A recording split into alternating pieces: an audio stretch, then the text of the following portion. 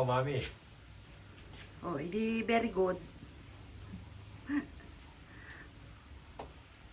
Sipag. Siyempre. Ganyan ang may mga asawa dapat. Oh, ano pang may papayo mo?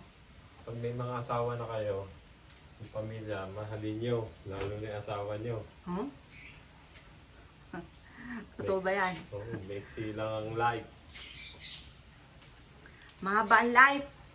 Hindi, sa panahon ngayon, iwas-iwas sa mga bisyo.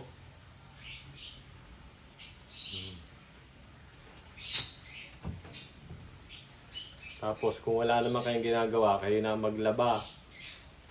Yung mga lalaki dyan, kayo na maglaba.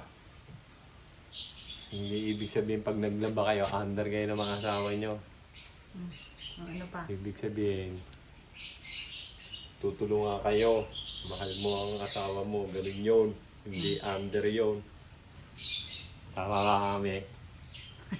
Nag-asawa ka pa. Kung hindi mo tutulungan yung asawa mo. Oo, tama. Di ba mga bossing? Yan, tama yan daddy, tama. Very good, very good. Ano pa? Si Joey din may ano sa akin yun pag magbe-birthday ako ng ano.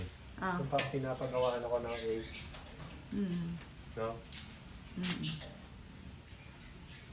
Si Jolene, di ba dati tatanda mo, kada magbe-birthday siya, lagi siyang nagkakasakit. Ano? Tanda mo noon? Madalas. Na? So yung birthday may sipon. Sasama may pa buto, karamdam, ano? oo. Simula ng pagkabata niya, gano'n, ano? Tuwing magbe-birthday. O, teka lang. Ang dali lang, daddy. Papausok pa ako ito. Hawak ko Chinese incense, oh. Teka, picture, oh. Picture.